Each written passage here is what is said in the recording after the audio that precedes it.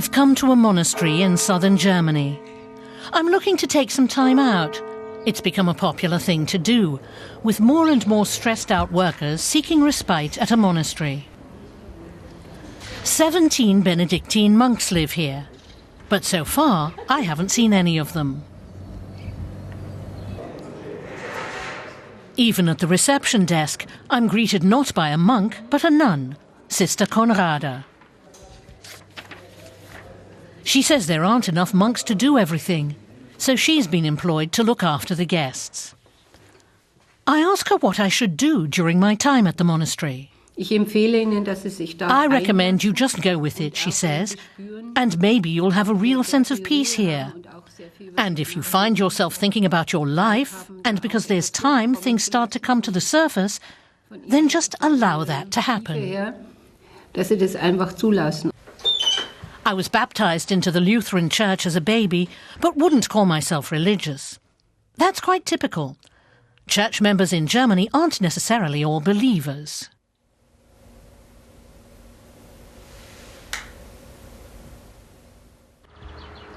I can't relax at the push of a button. First, I have to find out where I am. I make my way to the monastery farmhouse. It lies a short distance from the main complex and is run by Father Richard. Somehow I had more of a romantic idea of a monastery farm. And where is Father Richard? That must be him. Even the monk doesn't fit the stereotype I had in mind.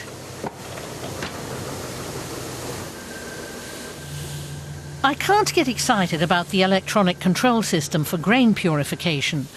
I'd rather see cute little piglets instead. Good. Father Richard agrees to show me the pigs.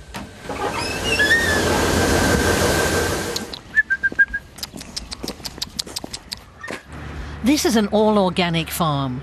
Father Richard explains that the pigs therefore have a lot more space than on a conventional farm. That's probably why they look so contented. And that has a knock-on effect, it seems. Father Richard says if his animals are happy, he's happy too. But then he's keen to get back to the grain store. Somehow I get the feeling I'm keeping him from his work. He asks me if there's anything else I want to know. I tell him that I'd wanted to chat a bit more, at which he laughs. I thought the life of a monk would be much calmer, more contemplative. You have to draw your strength from elsewhere, he says, in order to cope with the strains of everyday life. It's important first thing in the morning to find your rest in God, he says. Once you're out on the farm and busy, it's difficult. Father Richard now has to attend a meeting at the monastery. He takes me back with him in the car. He's even managed to get changed quickly. Does he feel any different when he's wearing his habit, I ask? No, he says. I'm just more careful. Otherwise, I'd get all muddy before I even start. Father Richard drops me at the monastery bookshop. Maybe someone here will have time to tell me a bit more about monastic life.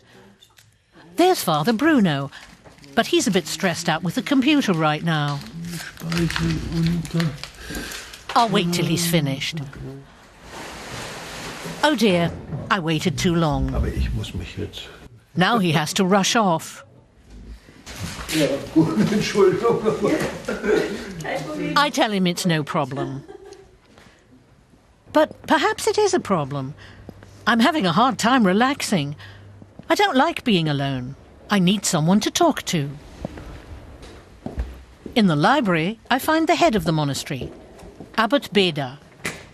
He is, of course, working. I ask him why everyone here is so busy.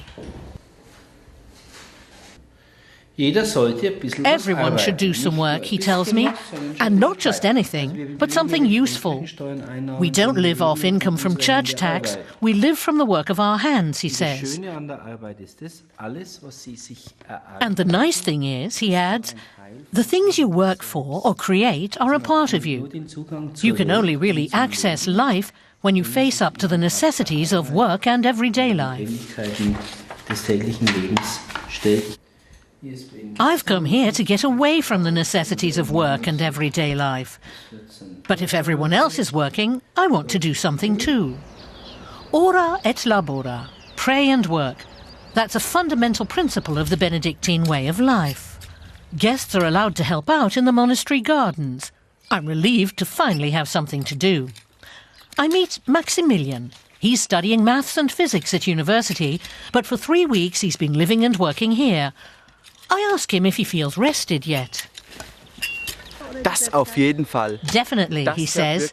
It really has an effect on you. This principle of ora et labora has really started to influence my thinking, he says. The regular rhythm of work and prayer provides a structure for the monk's daily life.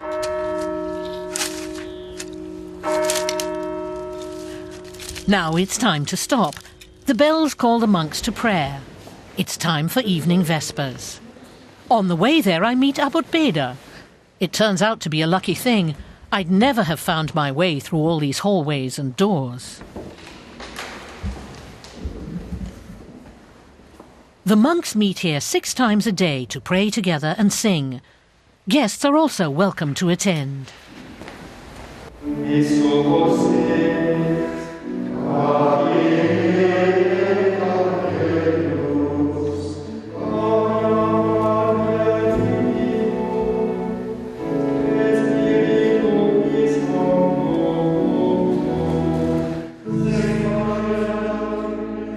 I feel like I'm participating in monastery life. For the first time, I even sense something spiritual and feel inwardly moved. In the hall next door, there's a different kind of spiritual experience on offer. These people aren't just getting themselves into weird positions, they also haven't eaten the whole time. The group has rented the hall to spend time fasting and practicing yoga. Fasting is at least a regular part of Christianity. But course leader Lissa tells me this is not really about religion. I think it shouldn't matter, she says, whether I'm a Christian or a yogi, a Catholic or an atheist. I believe everyone can fast. I don't actually know which of my group members are Christians and which aren't, she says. It makes no difference. She's happy for me to join in with the yoga. Fortunately, I don't have to fast. I wonder whether this form of spirituality is suitable for anyone, regardless of religion. I certainly find it more accessible than the world of the monks. Here, I finally managed to become still and inwardly calm. For the monks, the night ends at 4:30 in the morning. Everyone else gets up at 6:30. The day begins with a service in the monastery church. It's definitely good to be out so early and just listen to the birds without having to rush to work. A number of people come from the village to attend the service. I'm amazed they come at such an early hour. It's been years since I went to church on a Sunday. That was back home in Berlin. The church was more empty than here at 7 o'clock on a Tuesday morning.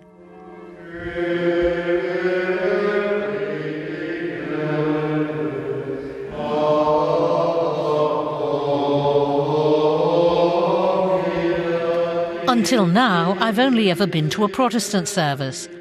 The pomp and circumstance here are certainly impressive, but I do find the ceremonial nature of the Catholic service a little alienating.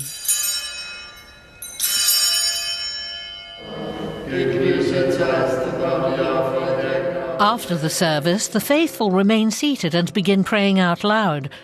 I don't know whether to go or stay. I feel distinctly out of place and finally decide to sneak out quietly. Outside, I meet the yoga group again. They're heading out to the forest for early morning meditation. Once again, they're glad for me to join them. The instructor leads the group. I take the power of the wind inside me, she says. The power of the water. The power of the animals. And the love of the people. I take it all in. Ja, ho! Ja, ho! Ja, hi! Ja, ho!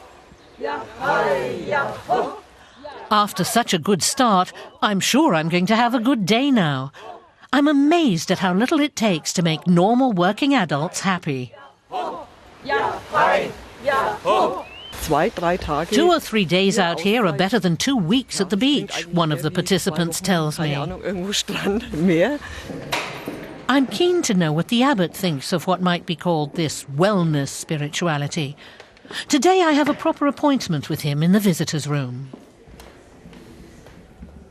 Es gibt sicherlich Menschen, die sich jetzt, There are certainly people who don't immediately relate to the church aspect of spirituality, he says. sagen wir so, nicht offensichtlich ist. But of course, it's always there in the background. Immer irgendwo mit dabei ist, ja. And he tells me, people who listen to their conscience attentively and live according to their conscience will eventually discover God, even through wellness spirituality. Auch bei einer Wellness-Spiritualität irgendwann einmal auf Gott stoßen.